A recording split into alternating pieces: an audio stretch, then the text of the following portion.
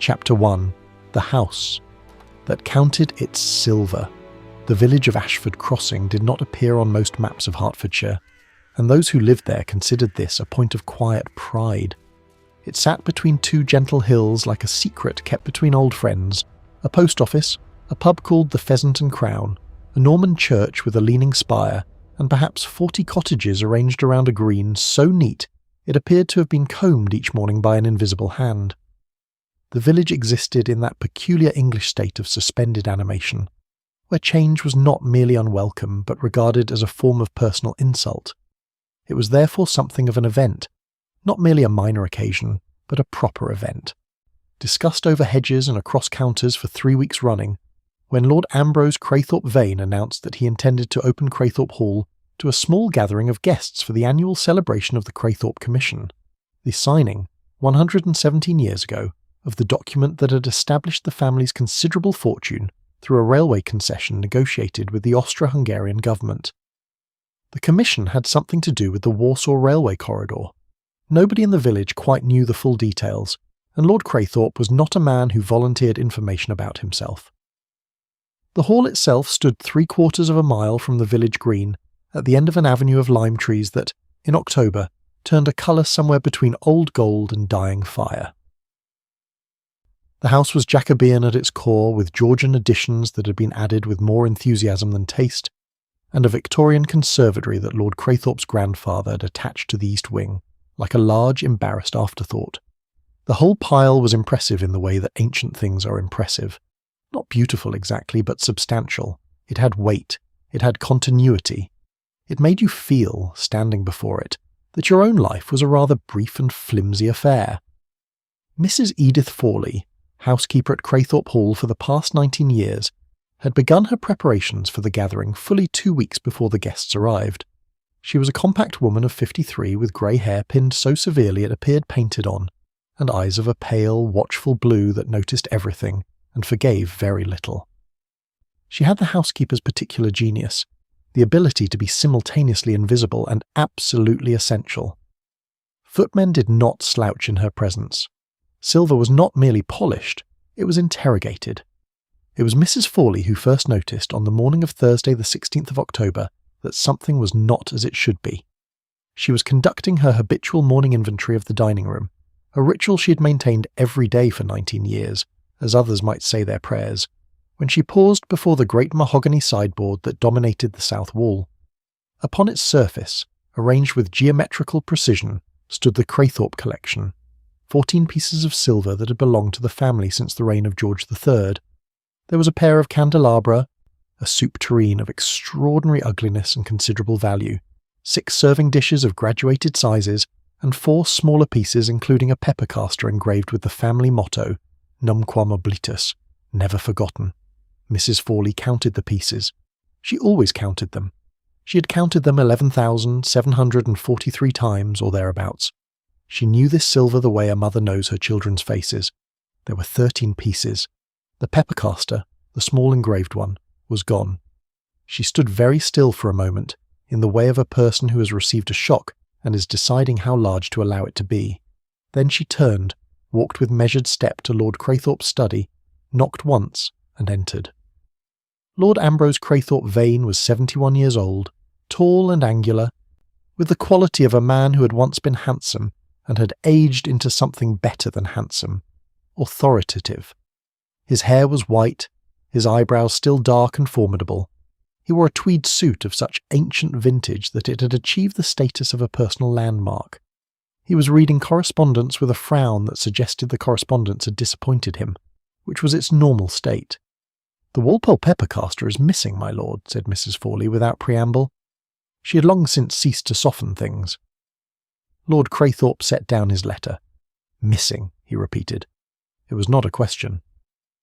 "It was present yesterday evening at 6 o'clock when I conducted the dinner preparation check. It is absent this morning at 9:45. The guests arrived today? At 3 o'clock, yes, my lord."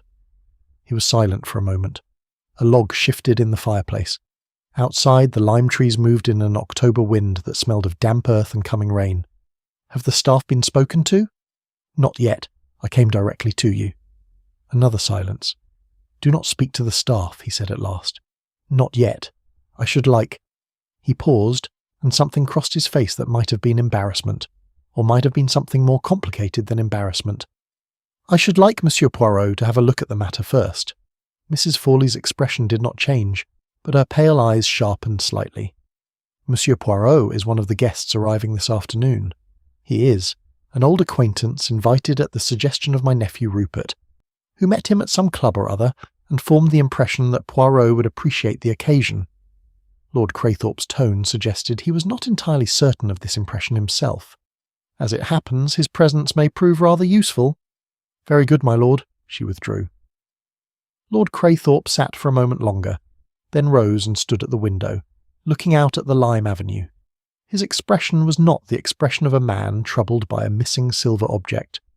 It was the expression of a man who has heard, beneath an apparently simple piece of music, a second melody, one that he recognizes but has not yet been able to name. The guests began to arrive at 3 o'clock precisely, as English guests at English country houses do when they have been properly brought up and wish to signal as much. The first was Rupert Craythorpe Vane, Lord Craythorpe's nephew and heir, who arrived in a green lagonda with the hood down despite the weather, which told you something about Rupert. He was 34, handsome in a slightly aggressive way, with the particular energy of a man who had considerable charm and was not entirely unaware of it. He greeted his uncle with warmth that was genuine enough to be convincing, and was shown upstairs by Dobson, the first footman, to the blue room. He was followed at 10-minute intervals by Miss Cora Bletchley, a woman of 42 who managed Lord Craythorpe's considerable charitable interests, and had done so for 8 years with efficiency and very little visible emotion. She wore clothes of sober quality, and carried a leather briefcase that she did not relinquish even to Dobson, which he later reported to Mrs. Berest Forley, with a faint air of offended dignity. Miss Bletchley was tall, thin, and had the manner of a person permanently braced for disappointment. Then came Colonel Aldous Pembridge, retired, who had served with Lord Craythorpe in some capacity during the Great War, and visited the hall every year as a matter of established custom. He was 68, stout, red-faced, and cheerful in the robust, uncomplicated way of men who have decided that life is best faced at considerable volume. He brought with him a brace of pheasants, a bottle of brandy, and a story about his motor car that he told in the entrance hall to anyone who would listen. Lady Marjorie Stoke arrived next, not a titled lady by birth but by marriage to the late Sir Frederick Stoke, who had been a business partner of Lord Craythorpe's and had died 3 years ago, leaving his widow well provided for and apparently quite content. She was 57, handsome rather than pretty, with a manner of social ease so polished it was nearly frictionless. She and Lord Craythorpe exchanged a look when she arrived in the entrance hall. A brief look, barely a second, that Mrs. Forley, who noticed everything, filed away with the rest of her private inventory. The last to arrive in a hired motor car from the village was a small, neat man in a black overcoat and an exceptionally well-brushed hat, carrying a small leather case with the fastidious care of a man transporting something fragile. Hercule Poirot descended from the car with the deliberate movements of a person who considers haste a form of vulgarity, surveyed the facade of Craythorpe Hall with an expression of carefully qualified appreciation, and entered. "It is a fine house," he remarked to Dobson, who was taking his coat. "Very old." "Jacobean, sir. 1620, the original part." Poirot's small eyes moved across the entrance hall, the stone flags, the panelled walls, the stag heads that regarded the living with glassy indifference, the great staircase of dark oak. "And very full," he added, as if to himself, "of things that have been here a long time." He was shown to the rose room, which was on the first floor and looked out over the walled garden. He unpacked his case with meticulous care, arranging his few toiletries on the dressing table in a precise order that Poirot himself could not have explained, but would have found it deeply troubling to abandon. He changed his collar. He stood for a moment at the window watching the walled garden below, where the last of the autumn roses were making their final, rather magnificent argument against the inevitable. At 5 o'clock he was summoned to Lord Craythorpe's study. The old man poured 2 glasses of sherry without asking whether sherry was wanted, and placed one before Poirot with the confidence of a man who has long since stopped being uncertain about things in his own house.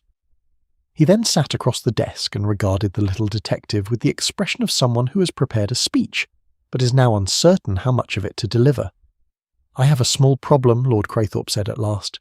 "You have," said Poirot pleasantly, "a missing piece of silver." Lord Craythorpe blinked. "Mrs. Fawley spoke to you?" "No one has spoken to me. But you invited me, a detective, to a house gathering, and you are sitting in your study at 5 o'clock looking not distressed but preoccupied, which suggests a puzzle, not a catastrophe. A missing object, therefore, rather than a missing person." He paused. "Though the two are sometimes the same thing." Lord Craythorpe regarded him for a moment. Then slowly he smiled, the smile of a man who has received exactly the confirmation he was hoping for. "The Walpole pepper caster," he said. "George III, 1762, engraved with our motto, worth approximately £400, and irreplaceable in every sense that matters. It vanished between 6 o'clock yesterday evening and 9:45 this morning. Yes, no one else was in the house except the staff. The guests had not yet arrived." He paused. "Or so one would assume. And yet you do not assume it," said Poirot. "Rupert arrived yesterday evening," said Lord Craythorpe quietly, "unannounced. He said he had come down early to help with preparations. He was here for 2 hours, at approximately 7 to 9 o'clock. He looked at his sherry glass. Rupert is my heir. He will inherit everything, including the silver." He looked up. "Including the debts." Poirot said nothing for a moment. He turned his sherry glass precisely 1/4 turn. "Tell me," he said at last, "about the commission." Lord Craythorpe's face shifted, a subtle movement, as if a light had been turned fractionally lower. "What do you know of it?" "Only what your guests would know. A railway concession, the Warsaw corridor, a document 117 years old." He paused. "And a gathering, every year, to celebrate it." He watched the old man carefully. "What is it that you're really celebrating, Lord Craythorpe?" The fire crackled. Outside, the wind moved through the lime trees with a sound like distant conversation. Lord Craythorpe set down his glass. "I think," he said slowly, "that is precisely what someone in this house is trying to determine." The dinner gong sounded at that moment, deep and resonant, filling the hall below with its summons. The guests of Craythorpe Hall were called to table, and Hercule Poirot, small and neat and perfectly still, sat for one more moment in the firelit study, turning the name Warsaw over in his mind like a coin of unknown denomination, wondering which side, when it finally fell, would be facing up. Chapter 2. Dinner at the Edge of Things. The dining room at Craythorpe Hall had been designed, in the Georgian era, with the specific intention of making its occupants feel simultaneously distinguished and slightly inadequate. The ceiling was high, the windows tall and draped in wine-coloured silk that absorbed rather than reflected the candlelight, and the portraits on the walls depicted a succession of Craythorpe Vanes, who regarded the present company with the patient superiority of those who know they will outlast any particular set of visitors. The table could comfortably seat 20. Laid for 6, it produced an atmosphere of intimate grandeur that was faintly unsettling, like a cathedral occupied by a small choir. Poirot took his place between Miss Cora Bletchley and Lady Marjorie Stoke and observed. This was, in his view, the most important activity available to a detective, not the questioning, not the physical examination of evidence, but the patient, undemonstrative observation of people in the ordinary course of their social performances. People in conversation revealed themselves by what they chose to say, certainly, but far more reliably by what they chose to avoid, the tiny corrections of topic, the almost imperceptible hesitations, the warmth that was slightly too warm and the laughter that arrived a fraction of a second too late. Rupert Craythorpe Vane sat at his uncle's right hand, and managed the conversation with the ease of a man who has spent years making himself agreeable in drawing-rooms. He was witty, attentive, and possessed of that particular talent for making whoever he was speaking to feel that they were the most interesting person present. Poirot, watching him charm Lady Marjorie into laughter over some story involving a horse and a garden party, noted the precision of the performance with professional appreciation. It was very good.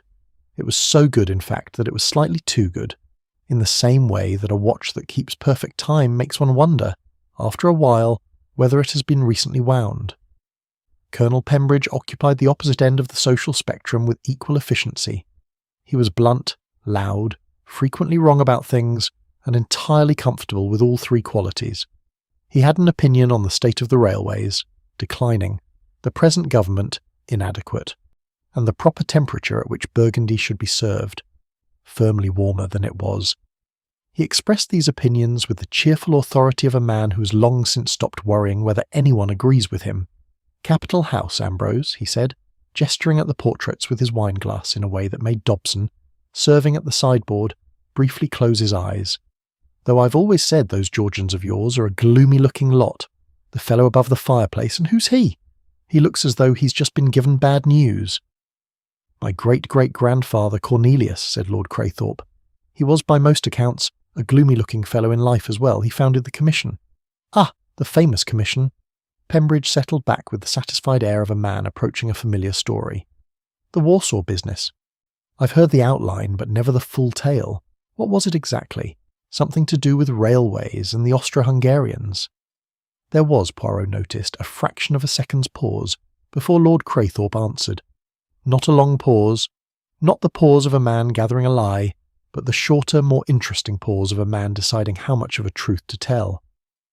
"Cornelius Craythorpe negotiated a concession with the Austro-Hungarian Railway Authority in 1807, Lord Craythorpe said.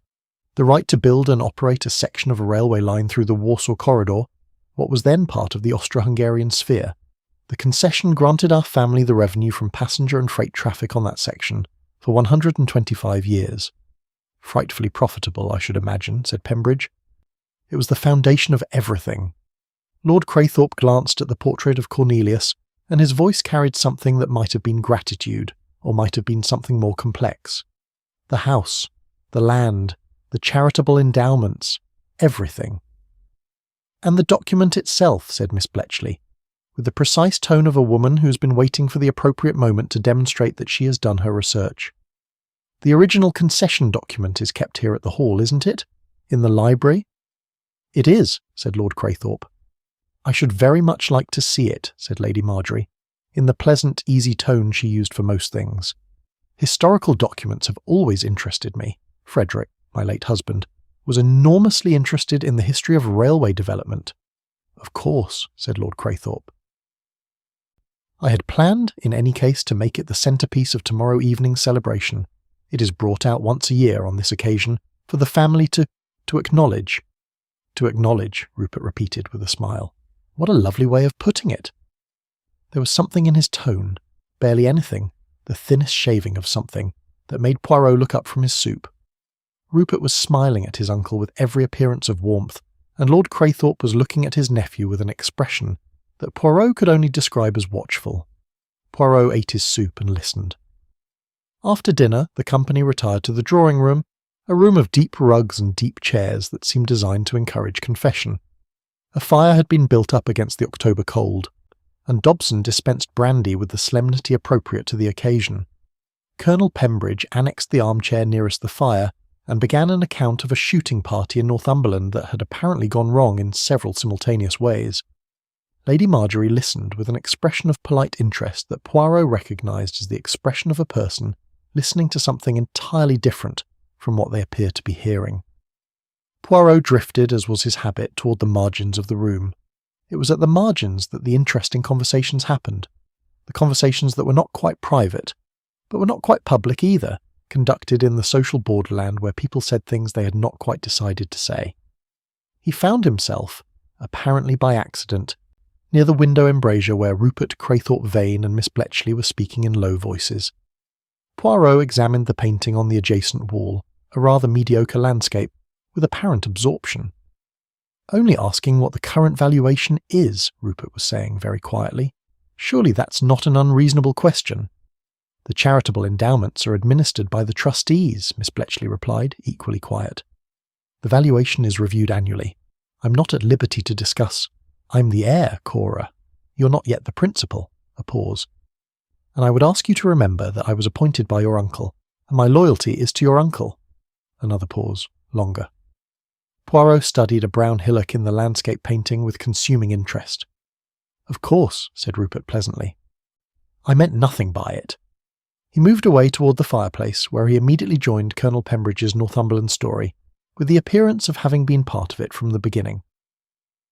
Miss Bletchley stood alone for a moment in the window embrasure, looking not at Rupert, but at the dark glass of the window, where the October night pressed against the hall like something that had been waiting patiently for a long time. Poirot drifted further along the margin and found Lady Marjorie near the piano, which she was examining with apparent appreciation.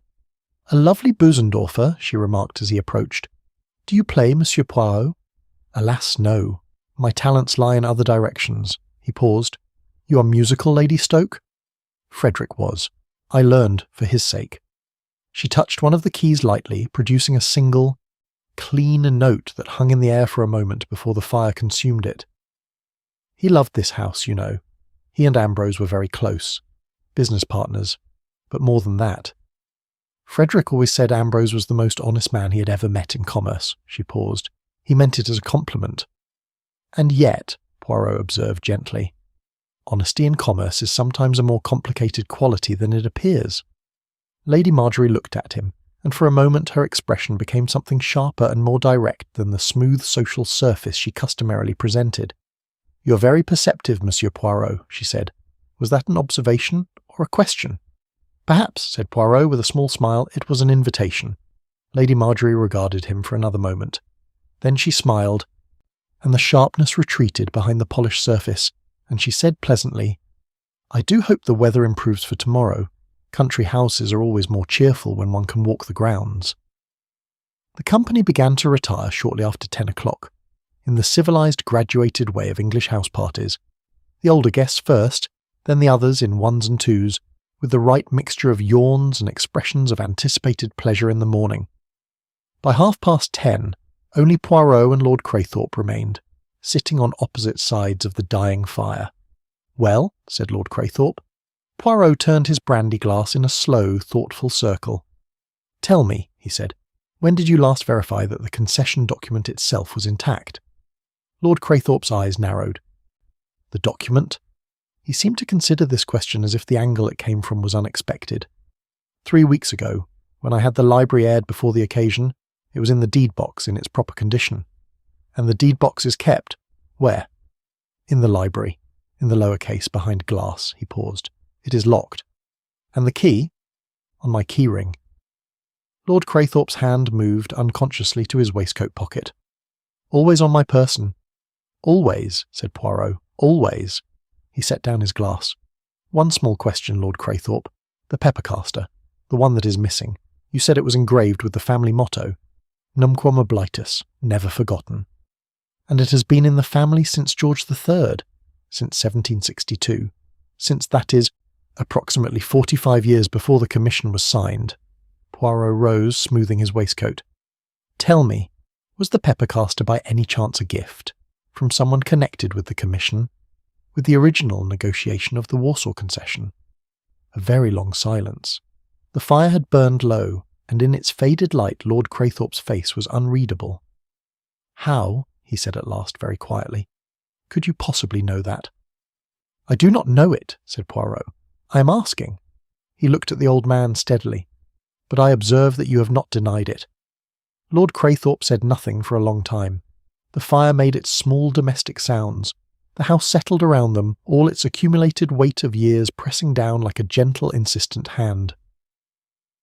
"The pepper caster," Lord Craythorpe said at last, "was a gift from Count Alexander Zilewski, a Polish nobleman who acted as intermediary in the original negotiation with the Austro-Hungarians." He paused. "The Zilewski family have maintained for 100 years and more that without the Count's intervention, the commission would never have been signed. And the Craythorpe family has maintained that the commission was negotiated entirely by Cornelius Craythorpe on his own initiative." Lord Craythorpe's voice was careful and measured. "The gift was a gesture of goodwill between families. Nothing more." Poirot nodded slowly. "And the Zilewski family, do they still exist?" A pause of perhaps 4 seconds. "There is a great-granddaughter," said Lord Craythorpe. "She lives in London." Another pause. "Her name is Irina Zilewski. She is not among your guests this weekend," said Poirot. "No," said Lord Craythorpe, "she is not." Poirot bid his host good night and climbed the staircase to the rose room, where the night pressed against the windows and the garden below lay in shadow. He undressed with his habitual care, wound his watch, set his shoes precisely parallel beside the bed, and lay down. He did not immediately sleep.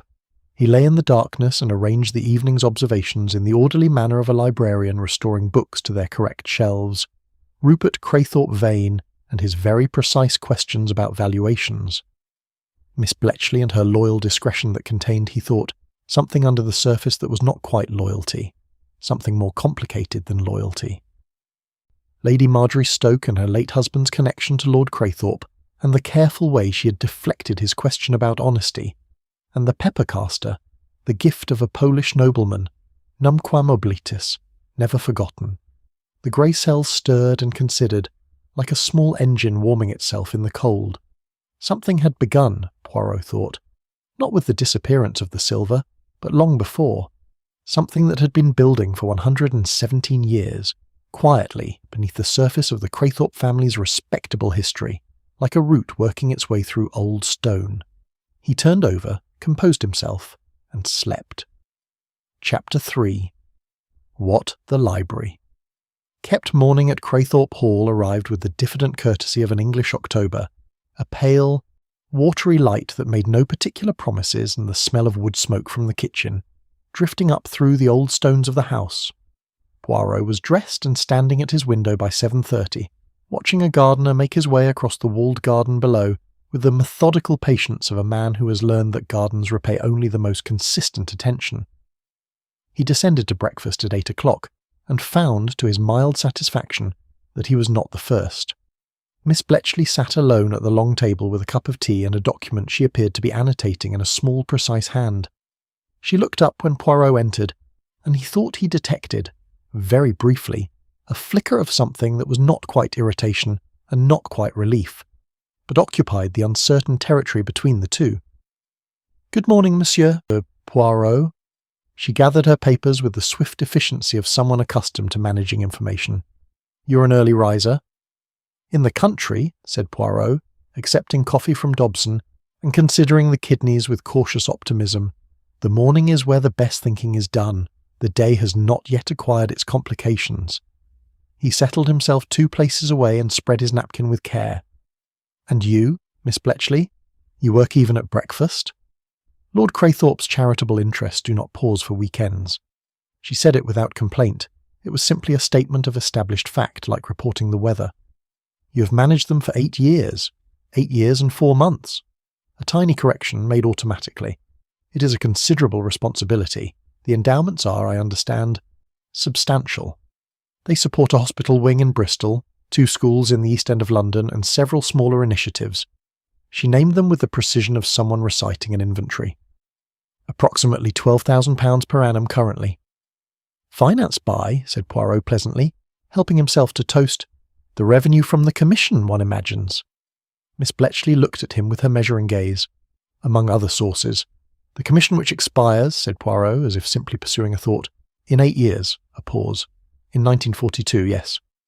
And at that time the railway revenue, which has supported the endowments, the house, the staff, and the family for 125 years, will cease. Lord Craythorpe has investments and land. The situation is not—" She stopped.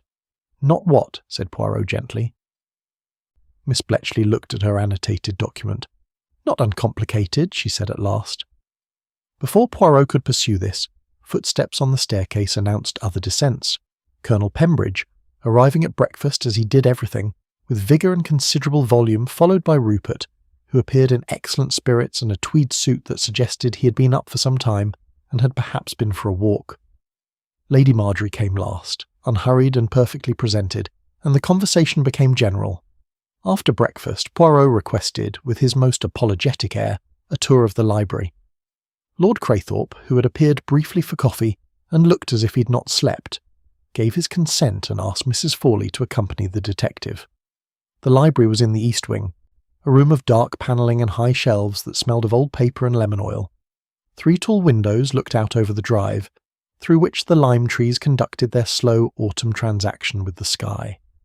The books were arranged with that particular combination of intellectual disorder and aesthetic order that characterized the libraries of families who had read seriously for many generations, collections on natural history beside complete runs of Victorian periodicals, beside 3 shelves of Polish historical texts that were, Poirot noticed, considerably more worn than their neighbours.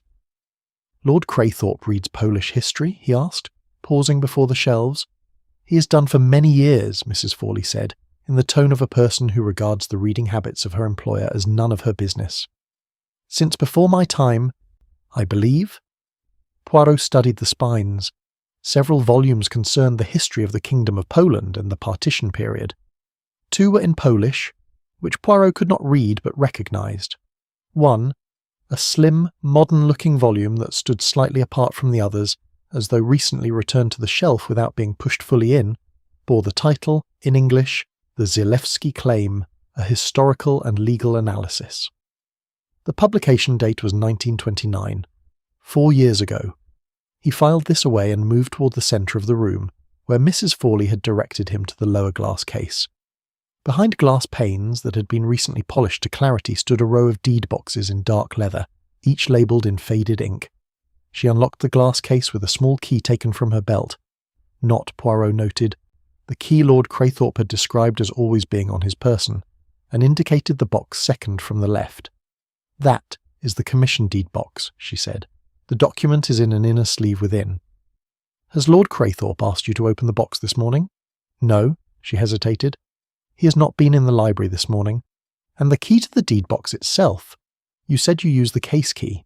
Is the box also separately locked?" "The deed box has its own lock. That key Lord Craythorpe keeps on his own ring, as he told you last night." A slight pause, just long enough to confirm that Mrs. Fawley had been informed of last night's conversation, directly or otherwise.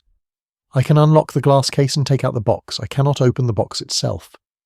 "Nevertheless," said Poirot, "let us take out the box." She lifted the deed box from the case and set it on the central table under the windows. It was a substantial box, perhaps 14 inches by 10, with brass fittings and a lock of the type that could not be forced without obvious damage.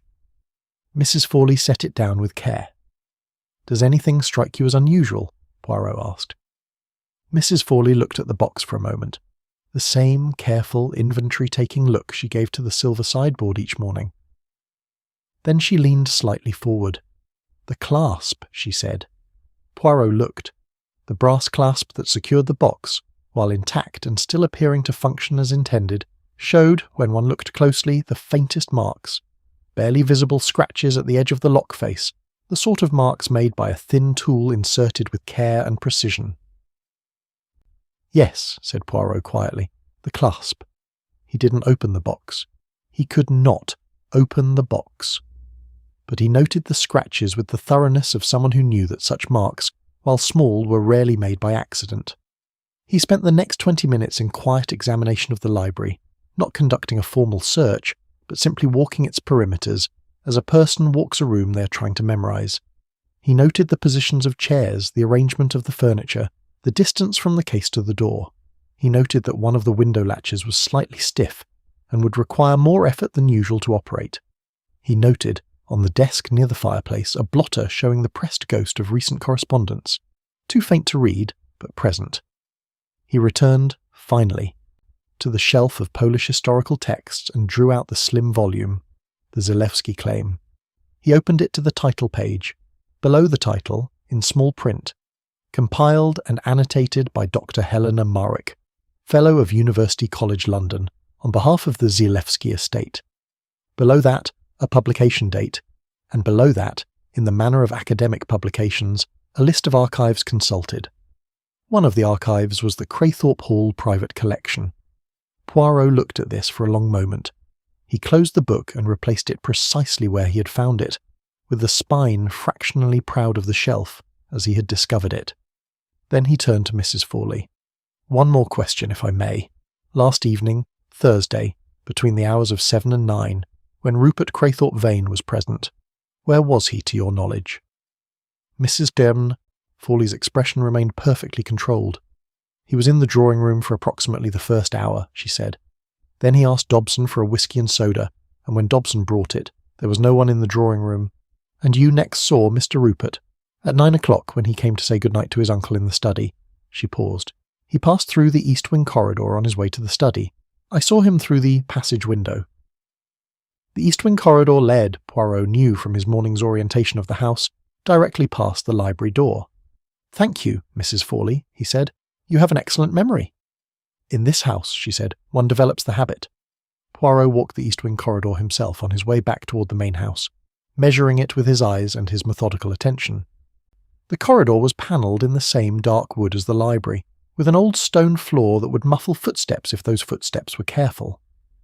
The library door was solid, no gap beneath, no window in it. He paused at the corridor window that Mrs. Fawley had mentioned. From this angle, yes, one could see part way down the corridor toward the library, but only part way. There was a bend, perhaps 15 feet before the library door, that removed the library from the line of sight. He stood there for a moment, considering. The grey cells were now fully awake and active. He had, in a single morning, accumulated several things that were individually unremarkable but collectively suggested a shape. The shape of something deliberate, planned, and motivated by something far older than any personal quarrel or simple greed. The Zalewski Claim, published 1929, a legal and historical analysis, an archive consulted at Craythorpe Hall, and now, 4 years later, a weekend gathering, an anniversary celebration, and a peppercaster engraved with Numquam Oblitus, given by the Zalewski family to the Craythorpes over 100 years ago, disappearing in the night. Never forgotten. Someone, Poirot thought, was making a point. He descended to find the house party engaged in its morning occupations. Pembridge in the gun-room making a great deal of noise with the cleaning equipment, Lady Marjorie writing letters in the morning room with the window open to the garden air, Rupert apparently absent. Lord Craythorpe was in his study with the door half open, seated at his desk with the posture of a man expecting a difficult afternoon.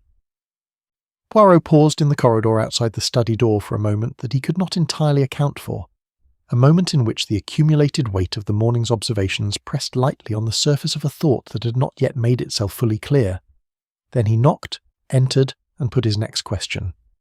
"Lord Craythorpe," he said, "I need you to show me the concession document. I need you to unlock that deed box, and I need you to do it now, before the others are assembled for this afternoon." Lord Craythorpe looked up.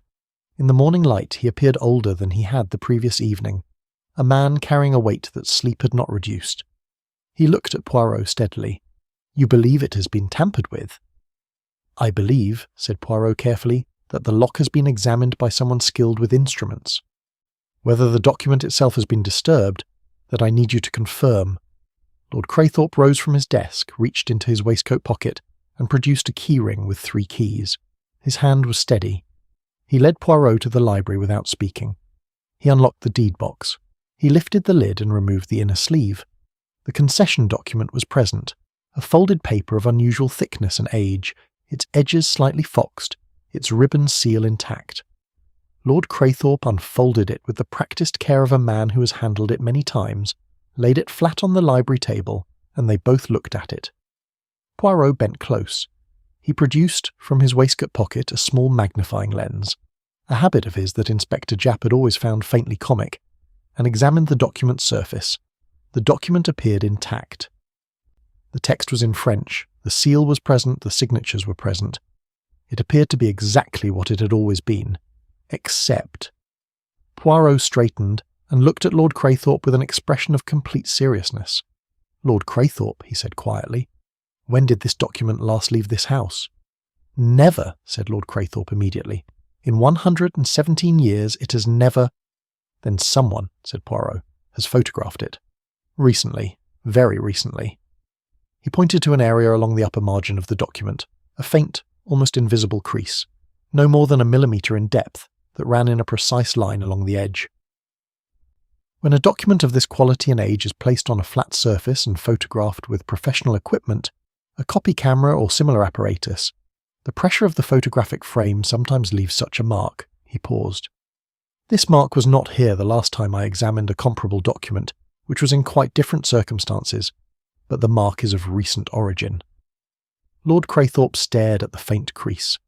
His face had changed, not with shock, but with the expression of a man who has suspected something for some time, and has just received its confirmation. "Someone," he said slowly, "has photographed the commission."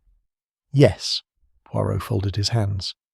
"And now I must ask you, with all the urgency that the situation requires, what would a photograph of the commission mean to someone who wished to challenge its validity?" What is it that the Zalewski family claims that document does not show, and that a photographic copy placed in the right hands could prove? The lime trees outside moved in the October wind. The old house settled around them.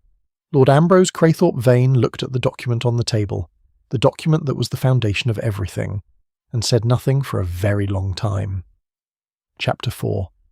Motives worn like mourning clothes. By 11 o'clock the morning had thickened into itself, and the sky over Hertfordshire had descended to the level of the elm tops, producing that particular grey and gold quality of light that English country houses seem designed to receive, as though their architects had foreseen exactly this kind of day and had arranged the windows accordingly. Colonel Pembridge had taken himself outdoors with a walking stick and the air of a man conducting a personal inspection of the grounds. Miss Bletchley, papers restored to their briefcase, had been closeted with Lord Craythorpe for 40 minutes following the library visit. Rupert Craythorpe Vane had reappeared from wherever the morning had taken him, now changed and freshly brushed and present in the drawing-room with the Times, which he held before him in the attitude of a reading without. Poirot observed from the doorway, turning a page. Poirot himself had been engaged in a task that occupied him for a full hour, the quiet, systematic, and entirely invisible gathering of information that he considered the essential preliminary to any formal questioning. It was a method he had refined over many years, and which owed its success to a quality he had noticed most people overlooked, that the truly revealing conversations were not the ones people prepared themselves for, but the ones they had when they believed they were simply filling time. He began with Dobson, the first footman. This was not as irregular as it might sound. Poirot had a genuine regard for the intelligence of the domestic staff, whom he had found, in his experience, to be vastly more observant than their employers typically credited. Footmen, in particular, occupied a position of invisible omnipresence in a country house. They were present for every moment of the social performance and absent from almost none of it, yet so thoroughly incorporated into the furniture of the occasion that the guests ceased to notice them entirely. Dobson was 26, dark-haired, and possessed of the footman's cultivated blankness that, in his case, Poirot suspected concealed something sharper. He encountered Dobson in the passage near the gun-room, ostensibly checking the inventory of the decanters. "A fine Bösendorfer in the drawing-room," Poirot observed pleasantly, pausing with his hands clasped behind him. "Have you been with the Hall long?" 2 years, sir." A pause during which Dobson neither encouraged nor discouraged further conversation, which Poirot recognised as a footman's skill as fine as any card player's. "And the current party? They are regulars, I imagine, at this annual occasion." "Most of them, sir. Colonel Pembridge has come every year since I've been here. Miss Bletchley as well. Lady Stoke came last year for the first time." He paused. "Mr. Rupert usually comes for a day, not the full weekend." "Ah," said Poirot, "but this year?" "Full weekend, sir, and arrived a day early, as you may know." "I may know," said Poirot agreeably. "And during his early arrival, Thursday evening, would you say Mr. Rupert was as usual, or perhaps a little—" He left the space open. Dobson considered. "He seemed in good spirits, sir. He asked for a whisky and soda at about 7:30, which I prepared and left in the drawing-room. When I came to collect at 8, the glass was on the table in the east corridor." Poirot looked at him. "The east corridor?" "Outside the library door, sir. As though he had been carrying it and set it down." Dobson's expression was entirely neutral. "I made nothing of it. He might simply have been walking and set it down to check something in the hall table drawer, that sort of thing." "Indeed," said Poirot, "that sort of thing." He thanked Dobson and moved on. His next conversation was with Lady Marjorie Stoke, whom he found in the morning-room with her letters completed and a small sketchbook open on her knee, in which she appeared to be drawing the walled garden. She was, he discovered, considerably more skilled at drawing than at evading questions, once he had established the proper approach. "Frederick must have been a man of wide-ranging interests," Poirot said, seated in the chair across from her, apparently at ease. "Railways, art. What else occupied him?" "Law. Primarily." She glanced up from the sketchbook. "He was a solicitor before his business interest came to dominate. Quite a successful one." A small pause. "He acted for several European clients in property and commercial matters." "Including," said Poirot carefully, "any Polish clients?" The pencil paused on the page, then resumed. "He had some connection with Eastern European matters. Yes," she said. "The period after the Great War, there was a great deal of legal work connected with the peace treaties. Claims, settlements, the re-establishment of national boundaries. The restoration of Polish independence in 1918 must have created considerable legal activity, Poirot observed. Considerable. She made a small adjustment to her drawing. Frederick died before he could see much of it resolved. And yet, said Poirot, here you are at Craythorpe Hall, at the Commission celebration. Another pause, longer this time. Lady Marjorie set down her pencil and looked at Poirot with the directness that he had noted she deployed when she had decided that evasion would cost more than it gained. Frederick was always honest with me, she said, about his work, about his clients. He told me 3 years before he died that there was a matter connected with Craythorpe Hall that he believed would come to a head eventually. He said he hoped it would be resolved cleanly, without damage to anyone's dignity. And you came this year because it appears to be coming to a head, she said simply. I came to watch, and perhaps to be useful, if anyone needs someone useful. Poirot regarded her. It was a peculiar answer, not the answer of a suspect. Exactly, but not quite the answer of an innocent bystander either. Something in between. A witness, perhaps, or a trustee of something not yet fully disclosed. He thanked her and went in search of Colonel Pembridge, whom he found returning from his outdoor inspection with the walk of a man who has reached certain conclusions about the state of the East Lawn and intends to communicate them. The Colonel proved, as Poirot had suspected, to be entirely without subtlety, which made him paradoxically extremely useful. He said exactly what he thought. He thought what he had always thought, and what he thought about Rupert Craythorpe Vane was delivered with the frankness of long acquaintance and complete indifference to tact. "Rupert's in trouble," said Pembridge, lowering himself into a chair in the entrance hall and stretching his legs. "Financial trouble? Known it for about a year. He's been living at a rate that can't be sustained. Clubs, racing, a flat in Mayfair that costs more per month than some men earn in a year. He was counting on Ambrose dying sooner." He said this last with the complete unapology of a man who considers bluntness a moral virtue. Not that he wishes the old man harm, mind you, but he's been counting on the inheritance, and the inheritance is delayed. "And if the inheritance is not what he expects," Poirot said. Pembridge looked at him. "What do you mean by that? If the Commission, the foundation of the Craythorpe fortune, were to face a legal challenge, a claim, say, against its original validity?" The Colonel was silent for a moment, a silence unusual enough in him to be significant. "Damnably bad timing if so," he said at last. "When did you first hear of the Zalewski claim, Colonel?" Another silence. "Ambrose mentioned it. 2 years ago, perhaps. He said it was a historical nuisance, nothing more, that the Zalewski family had tried various approaches over the years and all had come to nothing." He paused. He seemed certain it would continue to come to nothing. "And yet he invited a detective to his anniversary celebration," said Poirot. Pembridge looked at him directly, with the uncomplicated gaze of a man who sees things as they are. "Yes," he said. "He did." Poirot spent the hour before luncheon in his room, standing at the window above the walled garden, reviewing his collected morning. The picture that had begun to form was not yet complete. There were elements whose positions he could not yet determine, but its general shape was becoming clear. The Commission was not merely a historical document. It was a living instrument with a legal life that would expire in 8 years, and against which a claim existed, one old enough to have survived a century and urgent enough, apparently, to have motivated a recent photographic copy of the document. Who had made that copy? The candidates were limited to those who had been in the house. The staff, who might be excluded, having neither motive nor, as far as Poirot could determine, knowledge of the document's significance, and the guests. But only one guest had arrived early enough to have had the opportunity to open the deed box and photograph the Commission during that unaccounted hour on Thursday evening. Rupert Craythorpe Vane, in financial difficulty, had been in the East Wing corridor at a time when the library was accessible and the house largely empty. And yet, the grey cells declined to accept this as a complete picture. Something did not fit.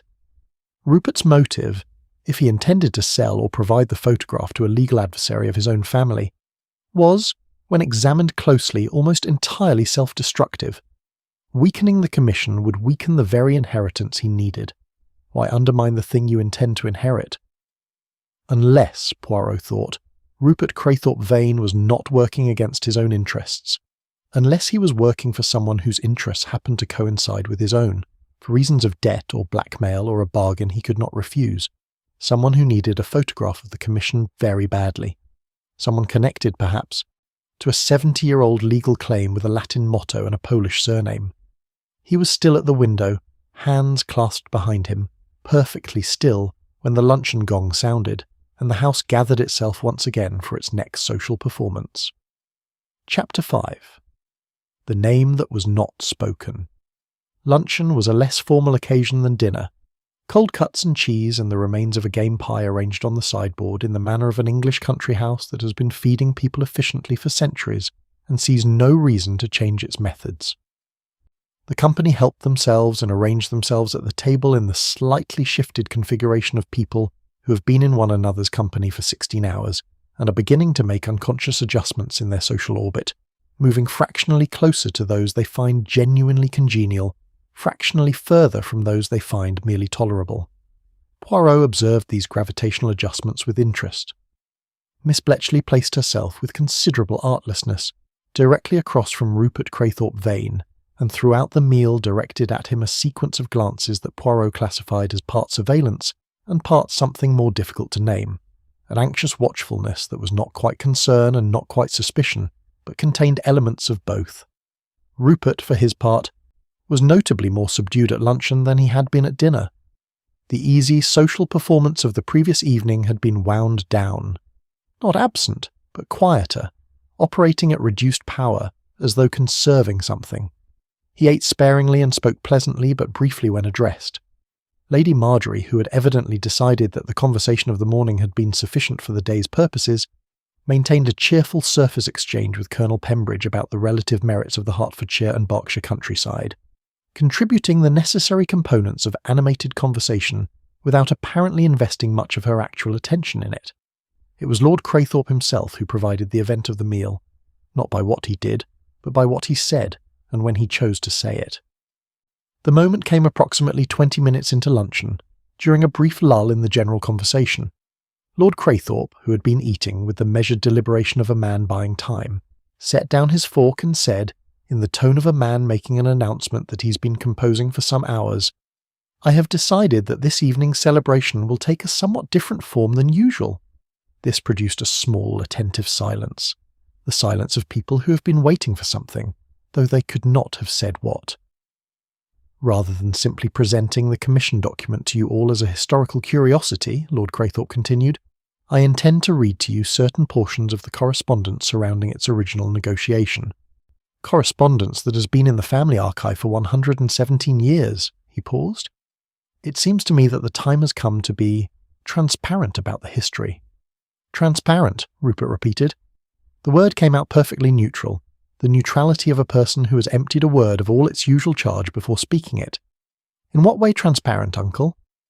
"In the way that honesty requires," said Lord Craythorpe, and looked at his nephew with the expression of a man who has drawn a line and intends to stand behind it. "There are things about the commission that have not been spoken of publicly in this family, things that have been managed rather than addressed." He straightened. "I am not disposed to manage them any longer." Another silence, this one of a different quality. Heavier, more textured, like the silence before a piece of music begins. Miss Bletchley was looking at Lord Craythorpe with an expression that Poirot could not entirely read. It contained surprise, but also, he thought, a kind of relief, as though something she'd been waiting for had finally been announced. "Splendid," said Colonel Pembridge, apparently meaning it, and with the air of a man who is not entirely sure what he is endorsing, but is confident that honesty, as a general principle, deserves his support. Lady Marjorie said nothing. She looked at Lord Craythorpe steadily, and the look contained, Poirot thought, a form of quiet acknowledgement, as though she had known this announcement was coming and had been wondering when it would arrive. Rupert picked up his fork, attended to his game pie for a moment, and then said pleasantly, "I look forward to it. Uncle," in the voice of a man who is preparing for a problem he has already decided how to solve. After luncheon, Poirot managed to isolate Rupert in a manner that he thought he had arranged with sufficient subtlety to escape notice. He was probably wrong. Rupert Craythorpe Vane was not a man to be manoeuvred without being aware of it. But they arrived together at the window embrasure of the drawing-room, in a configuration that allowed for private conversation, and Poirot settled into this as comfortably as if it had been his own idea. "The grounds are most attractive," Poirot remarked, looking out at the lime avenue, where a thin sun had managed to penetrate the cloud cover and was illuminating the trees in a distinctly theatrical manner. "Even in October." "They're at their best in October," said Rupert. He was looking at the trees with the expression of a man who has known this view all his life and has complex feelings about it. "I used to come down in summer as a boy. Uncle Ambrose would take me on the estate in that ancient motor of his." He paused. "It seemed enormous then. Everything did. And now? And now I can see the walls." He said it lightly, but there was something behind it. "Tell me," said Poirot, "about Irina Zilewski." The pause before Rupert answered was not long, perhaps a second and a half. But it was precisely calibrated, Poirot thought. Long enough to gather, not long enough to appear evasive. "I've met her," Rupert said. "At a club in London, the Cosmopolitan. She was there with a mutual acquaintance."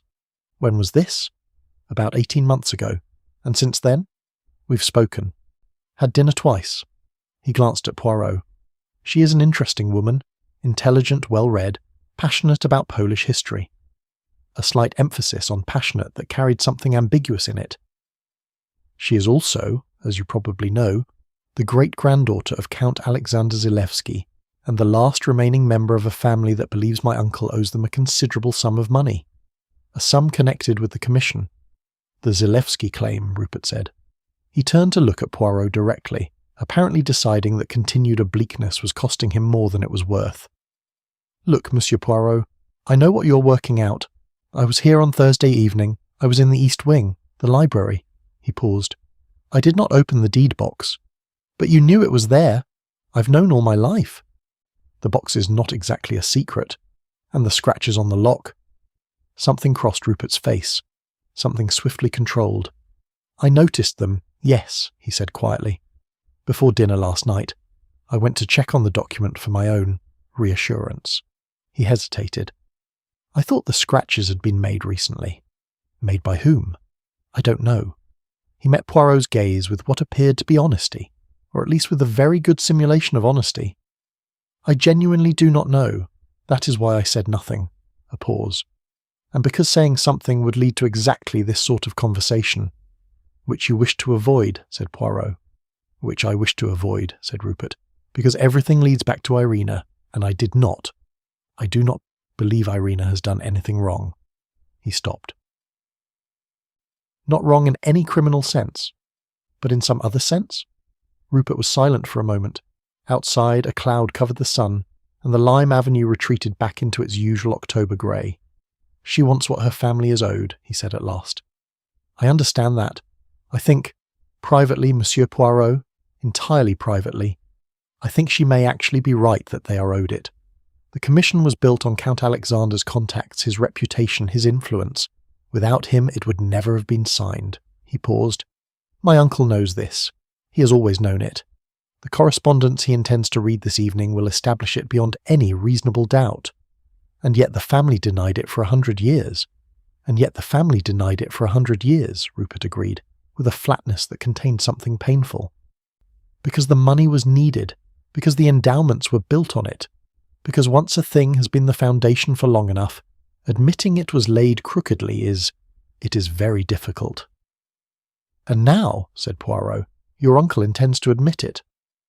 "Now my uncle is 71 years old and in failing health that he has not told anyone about." Rupert looked at Poirot. "And he wants, I think, to die having done the right thing." A long pause. The lime trees moved. "The pepper caster," said Poirot. "Count Alexander's gift. Where is it?" Rupert looked at him steadily. "I found it," he said, "this morning when I went to look at the deed box. It was sitting on the library shelf, behind the Polish history books. Placed there, not dropped." He paused. "I put it in my room. I was going to return it to the sideboard before dinner and say nothing. I thought someone had moved it as a gesture, a reminder. Numquam oblitus, never forgotten." "Or a warning," said Poirot. Rupert met his eyes. "Or a warning," he said. Poirot considered him for one more moment, reading, as he always did, not the surface of the face but the layer beneath, the genuine effort of the man, the conflicted loyalties, the imperfect honesty. There was something here, he thought, that was not quite innocence and not quite guilt. The complicated moral territory of a person caught between what they know is wrong and what they lack the courage, or the strength, or the financial independence to act against. "One more question," said Poirot. "The camera. The equipment required to photograph a document of that size. Where would such a thing be obtained?" Rupert looked at him. "There is a professional photographer in the village," he said. "Whitmore and Son on the High Street, established 1891. A pause. "I walked past it this morning when I was in the village. I have walked past it 3 times this week." "On foot this morning, to the village," said Poirot. "Through the back lane, I imagine, which takes approximately 20 minutes. "Yes. And the photograph shop, was it open?" "It was." Rupert looked at him. "I did not go in." "But someone else might have." "Yes," said Rupert quietly. "Someone else might have." Chapter 6. The Weight of Ink. The afternoon brought rain, not the aggressive, purposeful English rain that announces itself and makes a determined business of it, but the thin, persistent Hertfordshire drizzle that settles over the landscape like gauze and makes the inside of a country house feel both very warm and very contained. The guests retreated to their separate occupations. Pembridge to a nap of convictions, Lady Marjorie to a long letter that she sealed before leaving the morning room, Miss Bletchley back to her documents. Poirot used the afternoon for the investigation of 2 things that had been requiring attention since morning. The first was a private conversation with Mrs. Fawley, conducted in her sitting room off the kitchen corridor, a room of extreme tidiness and the faint smell of lavender that suggested a person who maintained order in their private space as devotedly as in their professional one. "The glass case in the library," Poirot said, when they were seated and the tea she had provided was properly ignored. "You unlocked it for me this morning with a key from your belt. Who else holds a key to that case?" "Lord Craythorpe has a key," she said. "And I have a key. No one else." "No spare key kept anywhere on the premises." "There was a spare key," she said. "It was kept in the housekeeper's key cabinet in the pantry." She paused, and her expression took on the quality of someone about to report a fact that does not reflect well on their management. "I noticed yesterday evening, when I checked the cabinet, that the spare key to the library case was not in its position." Poirot looked at her. "What time did you notice this?" 8 o'clock. A pause. "I replaced the cabinet key in its position at 8:25, when I found it on the hook outside the pantry door." "On the hook outside the pantry door," Poirot repeated. "Not inside the cabinet, on the hook outside." "Yes, as though someone had removed the key, used it, and replaced it, but had not been willing to re-enter the pantry to replace it in the cabinet, and had instead hung it on the outside hook." "That is what it appeared to be," said Mrs. Fawley, with the careful precision of a woman who reports facts and declines to speculate. "Between what times, Mrs. Fawley, was the pantry corridor accessible? I mean, were you or other staff present throughout the afternoon?" she thought carefully. "From 4 o'clock to 6 o'clock. The kitchen and pantry corridor are somewhat unsupervised, as the kitchen staff take their afternoon break. Dobson was in the drawing-room checking the fire. I was in the linen room." "And the guests would have known this?" "Any guest who had been in the house before would know the pattern," she said. "It is unvarying." Poirot thanked her and moved on to the second investigation, the village. He put on his overcoat, took his umbrella, and walked to Ashford Crossing in the drizzle, which the umbrella addressed with partial success and which Poirot bore with the patient resignation of a man who has learned that English weather does not respond to personal objection. Whitmore and Son, photography, was a narrow shop between a bakery and a hardware merchant, with a window display that had last been updated in approximately 1926. Inside it smelled of chemicals and old paper, and the particular warm darkness of a place where light is a professional tool rather than a domestic comfort. Mr. Whitmore, the son presumably of the founder, now himself in his late 60s, was a man of the precise, careful temperament that his profession rewards. He received Poirot's card with interest, and his questions with the careful consideration of someone who takes the proper management of information seriously. "A visiting client," Poirot said pleasantly, in the manner of a man confirming something rather than requesting it. "Perhaps a day or 2 ago, with a document to be photographed, a professional job, a large format document, close-up reproduction, the best available quality." Mr. Whitmore looked at him steadily for a moment. Then he made the decision that Poirot, who had a long experience of such moments, recognized as the decision of a man who has been keeping something uncomfortable and is ready to be relieved of it. "Tuesday," said Mr. Whitmore. "A gentleman came on Tuesday morning. with a large leather case. He wanted a contact-quality reproduction of a document. He said it was a historical manuscript that needed to be copied for archival purposes. He paused. He did not want the negative kept. He paid cash, considerably more than our normal fee. You remember him? He was a gentleman from London. I could tell from his manner and his clothes. Well dressed, perhaps 40 years of age. Dark hair. He did not give his name. Poirot's eyes were steady and attentive. Did he leave a photograph with you, or take everything with him? He took the print and gave me 50 shillings to misplace my records of the job. Mr. Whitmore's expression conveyed the precise degree of dignified discomfort appropriate to the admission. I did not misplace them. I have the job order in my book. He reached beneath the counter and produced a small ledger. Copy order Tuesday the 14th. The document appeared to be in French. Old, very old paper. Some kind of official seal. He looked at Poirot. He was not Lord Craythorpe, nor anyone from the Hall that I knew. But you have seen the guests of the Hall before when they visit the village. Occasionally. A pause. He was not one of the regular ones. Poirot looked at the ledger entry, which recorded only the date, the type of work and the fee. Nothing more. He thanked Mr. Whitmore and emerged into the drizzle. Not one of the regular guests. He walked back to the Hall through the lime avenue, the trees shedding their gold around him in the wet October air. He was thinking now, with greater precision and some urgency, because what Mr. Whitmore had told him altered the picture significantly. The photograph of the commission had not been made by Rupert Craythorpe Vane. It had been made on Tuesday, before any of the guests had arrived, before Rupert's own early arrival on Thursday evening. The scratches on the deed box lock were consistent with the timeline. The box had been opened on or before Tuesday, the document photographed at Whitmore's, the box relocked, and the print removed. Which meant that the person responsible had been in the house before the weekend gathering, had had access to the library, to the glass case, and to the deed box, or had known how to obtain such access. And someone, not from among the regular guests, had conducted this operation, an outsider, someone with specialized knowledge of the commission and its significance, someone who had known exactly what they were looking for and exactly how to obtain it. The lawyer's name surfaced in Poirot's mind. Dr. Helena Marwick, the author of the Zalewski claim, the woman who had used the Craythorpe Hall archives in her research, a specialist who knew the document, had studied the document, and presumably had strong professional reasons to want a photographic copy. He stopped on the lime avenue in the rain, an umbrella above him, gold leaves falling past him, and allowed himself a moment of rigorous internal examination. Was it possible that the theft of the pepper caster and the photographing of the commission were unrelated events? No, the coincidence was too great. They were connected.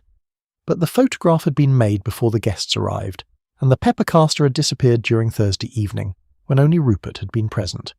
Therefore, if Rupert had not photographed the document, what had Rupert been doing in the East Wing corridor? Or, perhaps the more interesting question, what had Rupert found when he arrived? He resumed walking, faster now, and reached the house just as the tea gong sounded. In his room, he removed his wet coat, restored the order of his appearance, and sat for 10 minutes in the chair by the window, giving the grey cells the concentrated, uninterrupted attention they required. The shape of it was beginning to emerge with real clarity. 2 operations, 2 different people, or possibly 2 people working in concert whose coordination was less perfect than they had intended. The photographic operation, professional, pre-planned, executed before the gathering. The disappearance of the pepper caster, unplanned, spontaneous, made in a moment of opportunity by someone who had arrived early and found something they had not expected to find. What had Rupert found? Evidence of the first operation, perhaps. Evidence that the document had been accessed, and rather than reporting it, because reporting it would raise questions about the Zalewski connection he had been carefully concealing, he had taken the pepper caster instead. Not to steal it, but to send a message. To whom, and what had the response been? He went down to tea. Chapter 7. Things Said. Between Rooms. Tea in a country house of the older school is not merely a meal but a social institution with its own rules of conduct, its own particular climate of enforced conviviality, and its own capacity for revelation. The combination of good strong Assam, buttered crumpets, and the general afternoon exhaustion that loosens the careful grip people keep on their public selves makes tea, in Poirot's long experience, one of the more productive hours of any house party investigation. He entered the drawing room at 4:15 to find the party assembled in the loosely organised arrangement of people who have chosen their chairs based on genuine preference rather than social obligation. Colonel Pembridge, refreshed by his nap, was energetically consuming crumpets near the fire. Rupert sat by the window that looked over the garden, with a cup of tea and the air of a man whose thoughts were elsewhere, but who was taking care to appear present. Miss Bletchley had abandoned her briefcase for the afternoon and was engaged in conversation with Lord Craythorpe, the conversation of two people in the process of reaching an agreement, Poirot thought, from the close, slightly tense quality of their exchange. Lady Marjorie poured tea for Poirot when he sat beside her, with the unhurried grace of a woman performing 1,000 small courtesies and finding none of them beneath her dignity. "The rain suits the house," she observed, glancing at the grey windows. "Old houses should have some weather." "It completes them." "You're fond of this house," said Poirot. "I am fond of what it represents," she corrected gently, "which is somewhat different." She poured her own cup. "Do you know, Monsieur Poirot, I have been thinking about what you said this morning, about honesty and commerce." "You have been thinking," said Poirot, "about what it implies." She smiled, a slightly rueful smile, the smile of a person acknowledging that they have been seen more clearly than they intended. "Frederick's clients, the Polish clients you referred to, there was one matter, specifically, that occupied him in the last year of his life. He was engaged to provide a legal opinion," she paused, choosing her words with care. "A legal opinion as to the validity of a claim against the Craythorpe Commission." Poirot waited. "He provided the opinion," she said. It was, in his view, a strong claim. The documentary evidence, what he'd been able to examine from the available archives, suggested that the Zalewski family's contribution to the Commission's establishment had been systematically excluded from the official record, that their rights, as stipulated in a private agreement with Cornelius Craythorpe, had never been honoured. "A private agreement," said Poirot quietly. "Separate from the Commission document itself." "Yes." She set down her cup. "A letter, or letters perhaps, an exchange between Cornelius Craythorpe and Count Alexander. Frederick believed such letters existed here, in this house, in the archive. He was unable to examine them before he died." She looked at Poirot steadily. "I believe Lord Craythorpe has read them. I believe he has known their content for some time. And tonight he intends to read them aloud to the assembled company." "Yes," she held his gaze. "Which is why I am here, Monsieur Poirot. Frederick spent the last year of his life on this matter. I owed it to him, to his memory, to be present when it was finally resolved." There was a sincerity in this that Poirot did not doubt. Whatever complications surrounded Lady Marjorie Stokes' presence at Craythorpe Hall, the grief was genuine, and so was the sense of obligation to the dead. He was about to ask a further question when the drawing-room door opened and a figure appeared who had not been part of the afternoon's gathering. She was perhaps 35 years old, dark-haired, with a kind of face that is not conventionally beautiful, but has the quality of precision, every feature placed exactly where it should be, creating an effect of concentrated intelligence. She wore a grey travelling coat that was damp at the shoulders, and she carried a leather satchel with the slightly too firm grip of someone who is more anxious than they are showing. She stood in the doorway and looked at Lord Craythorpe. "Uncle Ambrose telephoned me last week," she said. Her English was excellent, with a slight faint accent that Poirot placed as educated Polish inflected. "He asked me to come this evening." She glanced around the room, at Rupert, who had risen from his chair, at Lady Marjorie, whose expression had changed to something quiet and attentive, at Colonel Pembridge, who was looking at her with the blank face of someone who does not yet understand what is happening but knows it is significant. "I am Irina Zalewski," she said. "I believe you have all heard of my family." The silence that followed was of the most interesting kind, the silence in which a room full of people is simultaneously recalibrating everything it thought it understood about the present situation.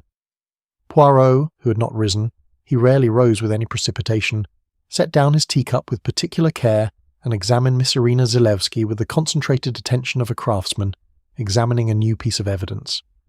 She met his gaze steadily. She had, he observed, very steady eyes, the eyes of a person who's been preparing for this room and this moment for a very long time. "Monsieur Poirot," she said, with recognition, and something that might have been relief. "I was told you would be here." "You were told," said Poirot, "by Lord Craythorpe?" "Yes." She looked at the old man who had risen from his conversation with Miss Bletchley and now stood in the centre of the room with the bearing of a man who's made a decision and intends to see it through. "He told me that there was a detective of his acquaintance present who could be trusted to ensure that whatever happened this evening was witnessed and reported accurately." Her eyes returned to Poirot. "He said you were the best person he knew for that particular kind of exactitude." "He was right," said Poirot. Lord Craythorpe straightened. "I had intended to wait until this evening," he said to the room at large, "but perhaps it is better to make introductions now, and allow the afternoon to serve as a kind of preparation." He looked around the assembled faces, his nephew, his old friend, his charitable administrator, his late partner's widow, and the young woman standing in the doorway with her wet coat and her steady eyes. "Miss Zilewski is here at my invitation. What I'm going to read this evening is, in part, addressed to her." He paused. "It is something I should have done 20 years ago." Rupert Craythorpe Vane sat back down in his chair with the careful, controlled movement of a man who is absorbing a surprise and not permitting it to become visible on his face. His hands, Poirot noticed, were quite still on the arms of the chair, the stillness of a man exercising deliberate control. Miss Bletchley, and this, to Poirot, was the most interesting response in the room, was not surprised. She looked at Irina Zilewski with the expression not of a person seeing something unexpected, but of a person seeing the confirmation of something already known. She looked, he thought, relieved. The afternoon continued in its new configuration. Tea was replenished. Irina Zilewski was given a room, the yellow room on the first floor next to Miss Bletchley's, and dry clothes were arranged. She descended in 20 minutes, changed and composed, and sat in the drawing room with the careful social awareness of a person navigating an unfamiliar territory with scrupulous attention. Poirot, who remained in his chair through all of this with the appearance of a man peacefully occupied with his tea and his thoughts, was in fact conducting a rapid and thorough revision of his assembled picture, the photograph, the pepper caster, the deed-box scratches, Miss Bletchley's documents, Lady Marjorie's late husband's legal opinion, Rupert's visits to London and his complicated relationship with this steady-eyed Polish woman, and Lord Craythorpe himself, a man who had been carrying the weight of a family dishonesty for 71 years and had finally, in the autumn of his life, decided to set it down. The picture was nearly complete, but two things were still in the wrong position. The first, who had photographed the commission document and why, if Lord Craythorpe himself had invited Irina Zilewski here to acknowledge the claim. The second, the pepper caster, moved from the sideboard to the library shelf and the particular library shelf behind the Polish historical texts.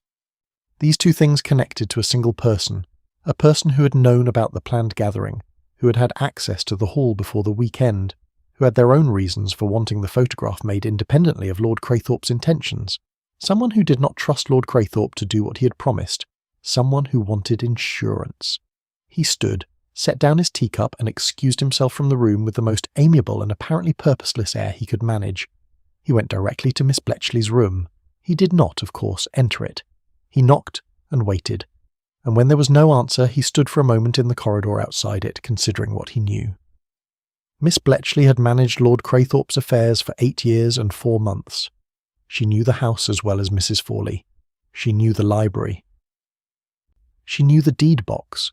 She knew the history of the commission, had known it intimately, managing endowments funded by it, watching them begin to face the pressure of the commission's approaching expiry. She had contacts in London. She had contacts, perhaps, in academic circles. Dr. Helena Marwick, The Zilewski Claim, published 1929, archives consulted, Craythorpe Hall private collection. Who had authorised Dr. Marwick's access to those archives? Poirot already knew the answer. It would have been the person responsible for the administration of the Hall's affairs, the person who managed correspondence, appointments, and access. The person who had, 8 years ago, understood precisely the significance of what was held in that library and had begun, quietly and with great patience, to prepare for the moment when it would matter. He returned to his room and sat and thought. The evening, he now understood, would be the event toward which everything else had been moving. Lord Craythorpe's intended reading of the correspondence would establish the Zalewski claim beyond doubt. Irina Zalewski was present to hear it. Lady Marjorie Stoke was present to witness it, on behalf of her late husband's professional legacy. But there was, woven through all of this, a second thread: the photograph, the preemptive copy of the commission document taken before the weekend began, taken by someone operating on behalf of the Zalewski claim, as insurance against the possibility that Lord Craythorpe might change his mind, someone who was not willing to rely on a 71-year-old man's good intentions, someone who was, in their way, acting for justice, but by means that were not strictly lawful, and someone additionally who had moved the pepper caster, not to steal it, but to place it where Rupert would find it, to warn him, numquam oblitus, never forgotten, to warn him that whatever plans he might be forming, whatever use he might be considering making of the access he had obtained, someone already knew. Chapter 8. Before the reading dinner was brief and subdued, a single course of exceptional quality that Mrs. Fawley appeared to have arranged as a kind of concentrated eloquence, as if understanding that the evening required the table to be cleared quickly. The company ate with the careful social efficiency of people who know that the real occasion is still to come, and the conversation maintained a surface of pleasantness that served well enough as a structure for the tension beneath it. Irina Zalewski, seated between Poirot and Lady Marjorie, ate sparingly and spoke when addressed with a composure that had the quality of long preparation. She had been preparing, Poirot thought, for an evening very like this one for the better part of her adult life. She and Lady Marjorie fell into a quiet conversation about Frederick Stokes' legal work, conducted with the particular warmth of two people recognising a shared connection to someone they had admired. Poirot listened to this with careful attention, noting that Lady Marjorie, in describing Frederick's work on the Zalewski matter, used the past tense with a particular care that suggested she was choosing every word. Rupert sat across the table and was charming to everyone, and looked at Irina only twice, both times with an expression that Poirot would have found entirely illegible if he had not already assembled a sufficient picture of their relationship. The expression contained in equal measure concern and something that was almost apology, the expression of a person who has done something for which they are not fully prepared to take responsibility but from which they cannot entirely withdraw. Colonel Pembridge, sensing that this was not an occasion for his usual conversational volume, made a genuine and rather touching effort to be subtle, which produced a version of him that was approximately 40% quieter than normal and somehow more clearly visible, as though the noise had been a form of concealment. Miss Bletchley ate with her characteristic efficiency and said very little. Poirot noticed that she and Lord Craythorpe exchanged one look just before the dinner plates were cleared, a look of mutual recognition, the look of two people who have been managing the same difficult situation from different angles and are about to reach the point where their management is no longer necessary. After dinner, Lord Craythorpe rose and asked the company to follow him to the library.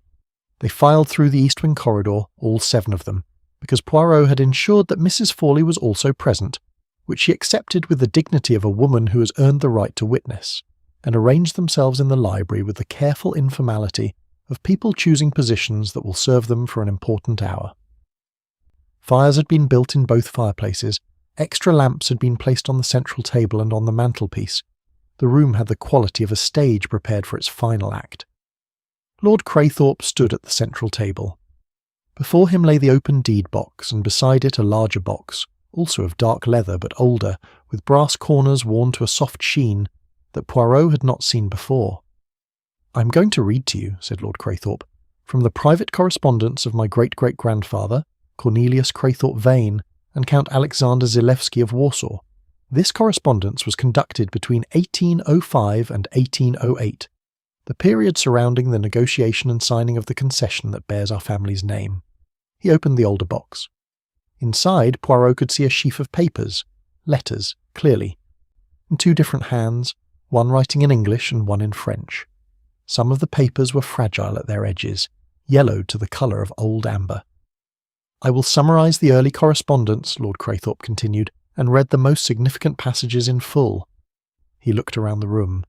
He looked, Poirot thought, steadier than he had appeared all day, the steadiness of a person who has been carrying a weight for a very long time and has finally resolved to set it down and is discovering that the Act of Resolution has its own form of relief. What these letters establish is this: the Warsaw Railway concession was not secured by Cornelius Craythorpe acting alone. It was secured through the agency of Count Alexander Zalewski, who used his personal relationship with the Austro-Hungarian commissioner and his considerable social influence to bring the negotiations to a successful conclusion. In exchange for this, Cornelius agreed, in writing, to share 20% of the annual concession revenue with the Zalewski family in perpetuity, or for the term of the concession. A silence. This agreement was never honoured, Lord Craythorpe said, not for a single year. The letters acknowledging it were preserved in this family's archive, preserved, I believe, by Cornelius himself, as a form of private acknowledgement of a debt he was unable or unwilling to pay publicly, but which he could not bring himself to destroy. He paused. His descendants, including my father and myself, have known of this correspondence. We have managed it. He used Miss Bletchley's word from the conversation Poirot had observed. We have managed it rather than addressed it. That management is over. He picked up the first letter and began to read. The reading lasted 40 minutes. Poirot listened with absolute attention, not to the legal and historical content, though this was considerable and entirely consistent with what he had already deduced, but to the people in the room. He watched their faces as the old words fell into the firelit silence of the library. He watched Irina Zalewski, who sat very still and very straight, her hands folded in her lap, her face perfectly composed, the composure, he now understood, of a person who had known what these letters contained, had sought them through every available means for years, and was hearing them read aloud for the first time in her life. He watched Lady Marjorie, whose expression was of quiet, professional satisfaction, the satisfaction of someone seeing a late colleague's work vindicated. He watched Colonel Pembridge, whose red face had gone several shades redder, not with embarrassment but with the simple direct emotion of a man who is hearing that a wrong has been done and feels this as clearly as he would feel a physical thing. He watched Rupert, who sat with his elbows on his knees and looked at the floor for most of the reading, occasionally glancing sideways at Irina with the complicated expression Poirot had been analysing since luncheon. And he watched Miss Bletchley. Miss Bletchley's expression throughout the reading was not of surprise. It was of confirmation, of patient, long-maintained purpose finally arriving at its proper destination. She sat with her hands in her lap and her pale, watchful face entirely calm. The face of a person who has prepared for this evening for 8 years, has done everything in their considerable power to bring it about, and is now simply watching it occur. 8 years. She had known, from her earliest days in Lord Craythorpe's service, what was in that archive. She had managed the endowments funded by the concession. She had known the endowments would need a replacement source when the concession expired. She had understood, with the clarity of someone who is not emotionally attached to the family history, that the only clean resolution was the acknowledgement of the Zalewski claim and a negotiated settlement. She had spent 8 years quietly, methodically, making that resolution possible. And she had, Poirot now believed, done one additional thing.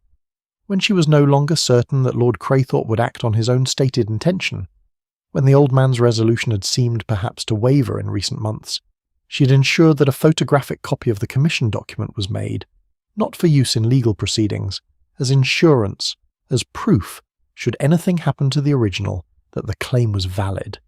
She had not entered the library herself.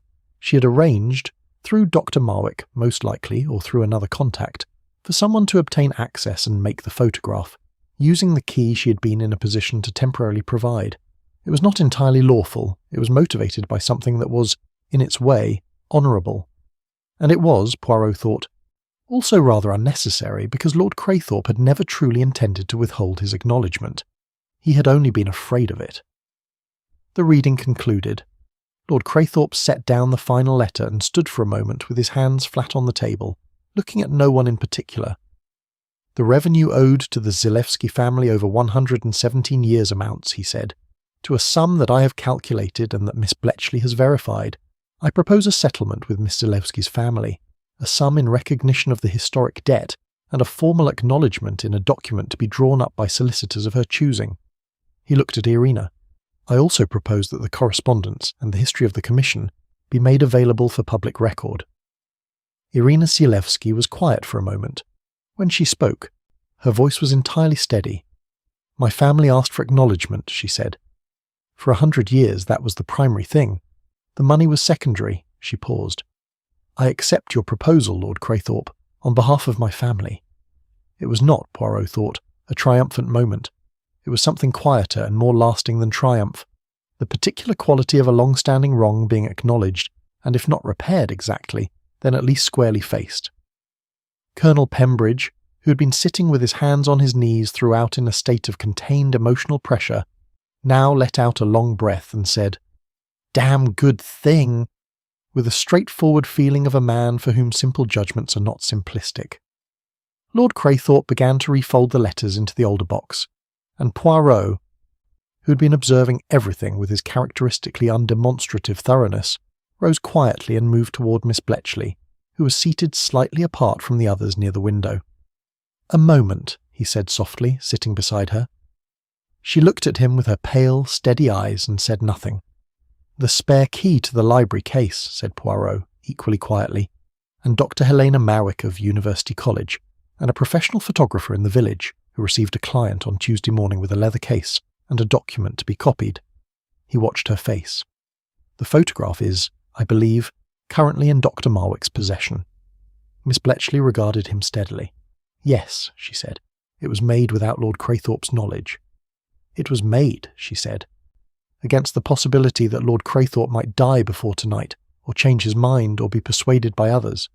A pause. "It was made as a safeguard. For the Zilewski claim. For the right outcome." She held his gaze. "You may judge that as you see fit, Monsieur Poirot." "I do not judge," said Poirot quietly. "I observe." He paused. "The pepper caster. You moved it." Something passed across her face, the first unguarded expression he'd seen from her. "I moved it the evening Rupert arrived unexpectedly. I found him in the corridor outside the library door. I did not know what he had found, or what he intended. I moved the pepper caster to remind him." She looked at Poirot. "I have watched Rupert for 8 years, Monsieur Poirot. I know the kind of compromises he is capable of making. I wanted him to know that whatever he was considering, someone was watching. And he understood the message. He is not stupid." "No," said Poirot, "he is not stupid." He looked across the room at Rupert, who had moved to stand near Irina Zilewski, and was speaking to her quietly, with the careful attention of a man trying to undo a knot he has tied himself. He is simply afraid, which is not the same thing. Chapter 9, The One Account That Did Not Add Up. He allowed the evening to settle. This too was a matter of method. A gathering of people who have just shared a significant emotional experience, a confession, a revelation, the acknowledgement of a long-standing wrong, needs time to reorder itself before it can be usefully examined again. Poirot retired early and allowed the night to do its work. He rose at 6 and was at his window before the household stirred, watching the October dawn arrive over the walled garden with the particular pink and grey delicacy of the autumn English sky. He had slept well. He always slept well when a case had reached the point at which its shape was fully clear. The grey cells did their best work, he had found, not under the pressure of active reasoning, but in the quiet hours after that reasoning had been completed, when the conclusions that the conscious mind had been approaching were allowed to settle into their correct configuration, like sediment in a glass. What he knew, with the certainty of assembled evidence rather than mere suspicion, was this. Miss Bletchley had arranged the photographing of the commission document. This was an unauthorized action, but a motivated one, and its motivation was the protection of a just claim rather than personal gain. Lord Craythorpe had known, for some time, of his family's historic debt to the Zilewski family, and had been moving, in his slow and careful way, toward its acknowledgement. Irina Zilewski was present by genuine invitation, at Lord Craythorpe's express request. Lady Marjorie Stoke was present as a witness, the representative, in an informal sense, of her late husband's professional opinion. Colonel Pembridge was present as he was every year, as an old friend, a decent man, and an entirely uncomplicated element of the occasion, and Rupert Craythorpe Vane. This was the element that had not yet resolved itself to Poirot's complete satisfaction. Rupert was in financial difficulty. Rupert had a relationship with Irina Zilewski. Rupert had been in the East Wing corridor on Thursday evening, and had found, as he claimed, the pepper caster already displaced, and the deed box already showing its scratches. The detail that continued to trouble Poirot was the camera. Mr. Whitmore had described the gentleman who had brought the document on Tuesday as approximately 40 years old. Miss Bletchley was 42. Neither age nor gender fitted precisely, but it was not inconceivable that she had used a male intermediary. However, she had denied knowing the identity of the person who had conducted the physical operation. She had named Dr. Marwick as the recipient of the photograph, but she had been careful, Poirot now reflected, not to name the person who had actually removed the document from the deed box and transported it to the village. He rose, dressed with his customary precision, and went downstairs. He was looking for a particular piece of evidence, and he had a strong hypothesis about where it would be found. He went to the gun room, which was unlocked and unoccupied at this hour, and examined the row of outdoor coats on the rack beside the door. He found what he was looking for in the third coat, a heavy brown country coat that belonged, from its cut and worn quality, to a man of large build and military bearing. In the left-hand pocket, a small square of photographic developing paper, the kind used in professional contact printing, approximately 3 inches by 3, with a faint ghostly image of a document visible on its surface.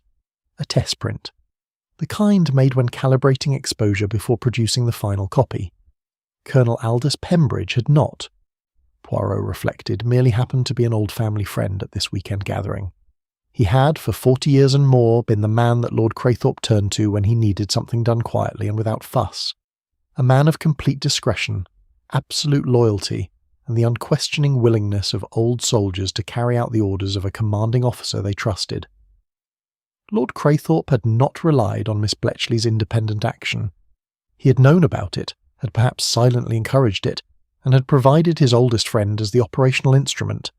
Pembridge had gone to Whitmore's on Tuesday, produced the document, had the photograph made and returned it to the deed box, scratching the lock in the process with a tool slightly too large for the purpose.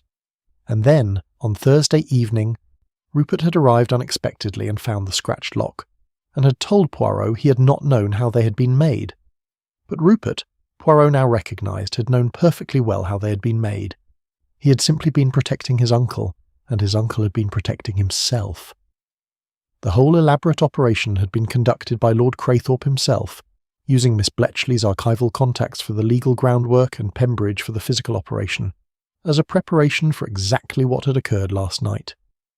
The photograph was insurance against the possibility that Lord Craythorpe might die before he could make his acknowledgement. It ensured that the Zalewski claim could proceed on the basis of documented evidence even in his absence. He had not needed Poirot to solve a crime. He had needed Poirot to witness its resolution, and in so doing to establish beyond any future doubt that what had occurred at Craythorpe Hall on this October weekend was observed and understood by a person of unimpeachable precision. The small square of developing paper was, in this light, not evidence of wrongdoing. It was evidence of careful, meticulous preparation for the right outcome. Poirot replaced the paper in the coat pocket, left the gun room, and went to find Lord Craythorpe. He found him, as he expected, in the library, which at 7 o'clock in the morning had the cold, clear, particular beauty of a room made of old wood and old paper in early October light. Lord Craythorpe was seated at the central table with a cup of tea, the deed box closed before him, and the older box of correspondence open and half-packed. He looked up when Poirot entered. He did not appear surprised. "Sit down, Monsieur Poirot," he said. Poirot sat. "You have worked it all out," said Lord Craythorpe. "Yes," said Poirot. "All of it?" "All of it." He paused. The pepper caster was moved by Miss Bletchley to warn Rupert that his unannounced arrival had been noticed, and that whatever impulse had brought him to the east wing corridor, curiosity or something more concerning, was under observation. He looked at Lord Craythorpe. Rupert had come, I believe, not to steal or to copy anything, but because he had been told by Miss Zalewski that the document might have been accessed, and he was frightened, not for himself, but for the implications of the whole business coming to light before you were ready. "He was trying to protect me," said Lord Craythorpe quietly. "Yes." "In his imperfect way." Poirot paused. "He loves you, Lord Craythorpe. Whatever his financial difficulties and his complicated moral history, he loves you." The old man was quiet for a moment. "And the photograph?" "Colonel Pembridge made the trip to Whitmore's on your behalf, at your instruction." Lord Craythorpe did not deny it. I needed the copy to exist independently of my own survival, he said. I am not a well man, Monsieur Poirot. My heart has been troubling me for 3 years. I did not want my death, which may not be imminent but which is closer than it was, to interrupt what I had begun. And Miss Bletchley? She had been laying the groundwork for 8 years, said Lord Craythorpe, without my explicit instruction, but with my implicit understanding and gratitude. She is a remarkable woman. She saw from the beginning what I could only see clearly at the end, a pause. I owe her a great deal. And Irina Zilewski? I owe her rather more. He folded his hands on the table. Last night was not an ending, Monsieur Poirot. It is a beginning. The settlement will take months to arrange, the public record will take longer. But last night was the acknowledgement, said Poirot, which was, as Miss Zilewski said, the primary thing. Lord Craythorpe nodded. A log shifted in the fireplace. The morning light strengthened over the walled garden. You are not angry, said Poirot, that you were directed rather than trusted with the full picture from the beginning? I was trusted with the full picture, said Lord Craythorpe. I simply chose for a long time not to look at it directly. He paused. Miss Bletchley did not act against me. She acted for what was right, in the faith that I would eventually agree. He looked at Poirot. She was correct. Chapter 10. A gathering before the departure. The last morning at Craythorpe Hall arrived with the unexpected generosity of a fine October day. A sky of pale, clear blue above the lime avenue, the gold of the trees brilliant against it, the air sharp with the clean cold of the season. It was the kind of morning that made one feel, stepping out into it, that the world had been recently restored and would last indefinitely. The company assembled for a late breakfast with the mixture of ease and slight exhaustion, characteristic of a house party after its central event has passed. The tension of the previous days had lifted, not entirely, because several conversations remained to be had, and several arrangements remained to be set in motion, but the essential pressure of the thing had released, and what remained was the quieter, more manageable work of aftermath. Rupert came down first, after Poirot, and seemed to have made some internal adjustment overnight.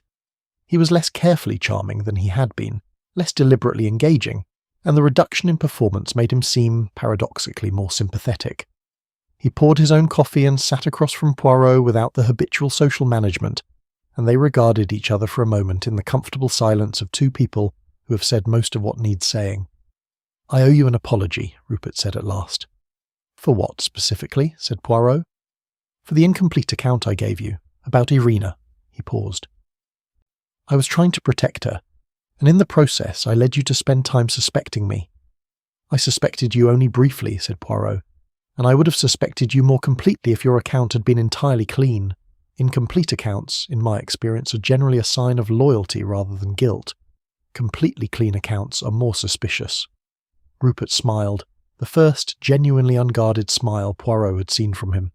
"That is either very reassuring or very alarming." "Perhaps both," said Poirot pleasantly. Irina Zilewski descended with Miss Bletchley, the two women in conversation. They had been talking, Poirot gathered from their manner, for some time that morning, perhaps since quite early, perhaps in the way of people who have found unexpectedly that they have a great deal to say to each other. Miss Bletchley looked this morning somewhat different from her usual controlled efficiency. She looked, in a small but unmistakable way, lighter. Lady Marjorie came down with the unhurried ease of a woman who has achieved what she came for and is now fully at peace with the day.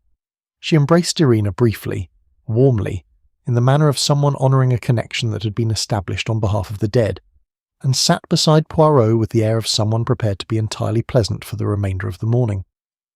"Frederick would have been very pleased," she said simply. She did not elaborate. She did not need to. Colonel Pembridge arrived last, red-faced and cheerful, with an appetite that the previous evening's events had apparently done nothing to reduce. He served himself with vigour from the sideboard and settled into his chair with the comfortable authority of a man who has done what he was asked to do, done it well, and is content to say nothing further about it. He met Poirot's eyes across the table, and there was, between them, a moment of mutual recognition. The recognition of two people who have each understood, from the beginning, somewhat more than they disclosed. "Fine morning," said Pembridge.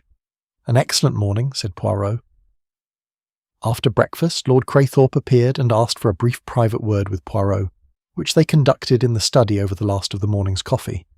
"What will you say?" Lord Craythorpe asked. "In your report, or whatever it is a detective produces in these circumstances?" Poirot considered. "There was no crime," he said. "An unauthorized use of a key, perhaps. An unauthorized production of a photographic copy of a document, perhaps. Nothing for which a prosecution could be pursued or would serve any purpose." He paused. "The pepper caster was not stolen, only moved and has been returned. The commission document is intact. What has occurred is not a crime, it is a resolution. Nevertheless, the copy was made without my express consent." "It was made with your tacit consent," said Poirot. "You knew, Lord Craythorpe. You provided the instrument. You arranged for my presence as a witness. You may choose, if it serves you, to claim that you did not know, but the grey cells do not, I'm afraid, entirely agree with that claim." He looked at the old man with firm kindness. "You arranged everything, including the apparent mystery, because you understood that a resolution witnessed by a detective of some reputation would be more durable than a resolution witnessed only by friends and family." Lord Craythorpe was quiet for a long moment. Then he smiled. The same slow, grudging smile of the night of Poirot's arrival. The smile of a man receiving confirmation. "You are," he said, "a most precise man." "I try," said Poirot modestly. "And the settlement," Lord Craythorpe continued, "the Zilewski settlement, the charitable endowments, they will need to be restructured. The commission expires in 8 years, and even before the settlement, the endowments will face a gap." He looked at Poirot. "Miss Bletchley has been preparing proposals for 3 years. Rupert will inherit enough. There is land and investment beyond the commission revenue. It will be less than he anticipated, but it will be sufficient for a man of reasonable habits." A slight pause on reasonable habits. "He may find, with adequate financial pressure, that he develops them." Poirot laughed, a genuine small laugh of the kind he permitted himself in the company of people he found truly worth his admiration. "I think," he said, "that Rupert Craythorpe Vane is a man who has been made smaller than he is by expectations he did not choose. I think he will surprise you." "I hope so," said Lord Craythorpe with the simple directness of a man who means it. The cars began to arrive for the departures at 11 o'clock. Pembridge went first, with his brace of pheasants and his brandy and a handshake for Lord Craythorpe that lasted several seconds longer than handshakes normally do. Lady Marjorie departed with graceful efficiency, embracing Lord Craythorpe with genuine warmth, and pausing to press Irina Zilewski's hand and say something quiet that made Irina look steadily at the middle distance for a moment before composing herself. Miss Bletchley departed not by car but by arrangement. She and Irina Zilewski were travelling together to London, where solicitors were to be consulted later in the week. They left in the village taxi, side by side in the back seat, already deep in conversation, with the practical energy of 2 women who have identified a task of importance and intend to accomplish it without delay. Rupert was last of the guests, standing in the entrance hall with his hat in his hand and that reduced, less performed version of himself that was, Poirot thought, rather better than the other. "I should like," he said to his uncle, "to come down again, properly, not for a party." A pause. "If that would be acceptable." "It would be more than acceptable," said Lord Craythorpe. "It would be welcome." They shook hands. Rupert put on his hat, went to his Lagonda, and this time put the hood up against the October wind. He drove away down the lime avenue at a speed that was considerably more moderate than his arrival. Poirot stood in the entrance hall with Lord Craythorpe as the last car disappeared among the trees. "And now," said Lord Craythorpe, "I believe I owe you a rather thorough account of everything." "You owe me nothing," said Poirot. "I have observed everything. I have understood everything. What happened here was justice, arrived at by a somewhat circuitous route, but arrived at nonetheless." He picked up his hat, which Dobson had waiting for him. "That is, in my experience, the most that can be asked of any investigation." Chapter 11. The Method of the Little Grey Cells. Poirot's car arrived for him at noon. He had asked for another half-hour with Lord Craythorpe, not for information, of which he now had sufficient, but for the exercise he found most satisfying of any investigation, the complete, orderly exposition of how he had arrived at his conclusions. It was not vanity, or not primarily vanity. It was the conviction, held firmly throughout a long career of crime detection, that an unexamined solution was in some fundamental way incomplete. The detective who solved a case and kept the method of its solution to himself had not, in Poirot's view, fully finished his work. The demonstration of the reasoning, the clear, step-by-step exposition of how the facts, properly arranged, had pointed inevitably toward their single correct interpretation, was both the proof of the method's validity and its most useful product. If a man of Lord Craythorpe's intelligence understood how it had been done, he would be less likely to permit it to be done again, which was, in its way, a service. They sat for the last time in the study with coffee, and Poirot talked. From the beginning, he said, there were two distinct threads, which at first appeared to be the same thread. Thread 1, the disappearance of the peppercaster. Thread 2, the unauthorized access to the commission document. He folded his hands. I initially assumed these were connected actions by a single person. They were not. They were connected by theme and timing, but executed by different people for different reasons. Miss Bletchley and Pembridge, said Lord Craythorpe. Miss Bletchley arranged the archival access for Dr. Murwick and provided the means by which the document could be reached. Colonel Pembridge, acting, I believe, at your direct request, though in a manner that allowed you to maintain a certain theoretical distance from the operation, performed the physical copying. Poirot paused. The scratches on the lock were made by a man accustomed to larger instruments. Military training tends toward robustness rather than finesse. Lord Craythorpe looked faintly amused and somewhat guilty. The old boy has many talents. Lock-picking was perhaps not among his strongest. The peppercaster was moved by Miss Bletchley, Poirot continued, on Thursday evening, when Rupert arrived unexpectedly and was found in the East Wing corridor. She moved it not as a theft, but as a message, specifically directed at Rupert, whom she had been watching with the professional wariness of a woman who has managed sensitive affairs for 8 years and does not trust the impulses of a man under financial pressure. He paused. The message was, I know you are here. I know you have seen what has been done. Whatever you are considering, remember that you are being watched, and that the family history you wish to exploit is the same history you owe something to. It was the motto of the peppercaster, in other words, numquam oblitus, applied to Rupert's conscience. Did it work? It worked, said Poirot, in the sense that Rupert did nothing that Thursday evening. He left the document and the library untouched, if indeed he had intended to do anything, and replaced the peppercaster on the library shelf and went to say good night to you and said nothing about any of it. A pause.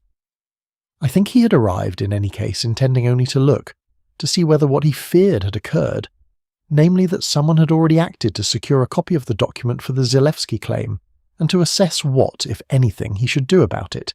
He is, as I told him, a man of imperfect honesty trying to act honourably within limits set by fear. Lord Craythorpe was quiet for a moment. And his relationship with Irina? That, said Poirot, is his own affair. It is complicated, and it is genuine, and it is, I think, rather better than either of them has behaved in connection with it. He paused. He is a man who has been introduced to a situation carrying enormous moral weight, and has tried to hold it without dropping it, without the strength or the clarity to do so properly. He may develop both, given the opportunity. You sound almost fond of him. I am almost fond of him, said Poirot. He is not a bad man. He is an inadequately equipped one. He picked up his coffee. The overall picture, Lord Craythorpe, is this. You orchestrated a resolution that had several layers of protection built into it, arranged so that even if one layer failed, another would hold. The photograph as documentary insurance, Pembridge as your loyal instrument, Miss Bletchley as the independent guardian of the same goal, Lady Marjorie as the representative of the legal opinion that established the claim's validity. Irina herself, invited at the last moment to make the resolution immediate and personal, rather than merely administrative. He looked at the old man, and me, to witness and to understand, and to ensure that what occurred would be understood correctly if it were ever called into question. Lord Craythorpe looked at his coffee. I had carried it for a very long time, he said quietly. The letters were there, in that box for my entire life. My father showed them to me when I was 25. He said, these exist. They must never leave this house. He did not say that we had an obligation. He said only that they must never leave. He paused. I understood, eventually, that never leaving was its own form of acknowledgement, that we had kept them because we knew. Numquam oblitus, said Poirot. Yes.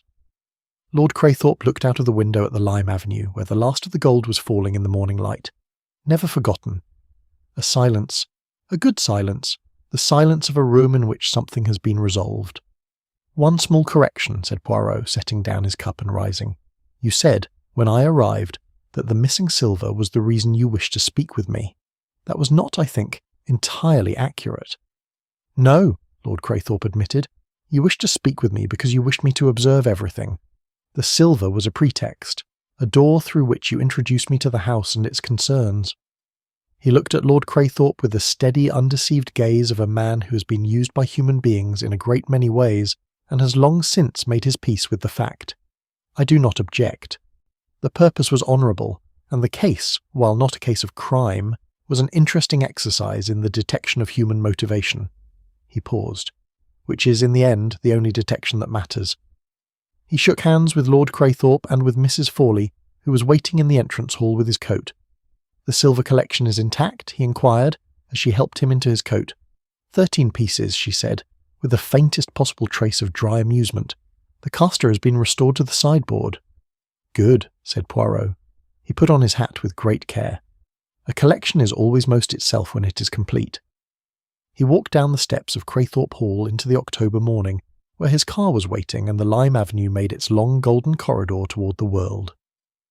He walked it slowly, there was no hurry, listening to the dry whisper of the leaves and the distant sound of the village going about its morning business, and thought about the long persistence of old wrongs and the very particular kind of courage it requires to address them, not the sudden courage of a moment, but the slow courage of years. The car took him back to London through the autumn countryside, and the grey cells rested.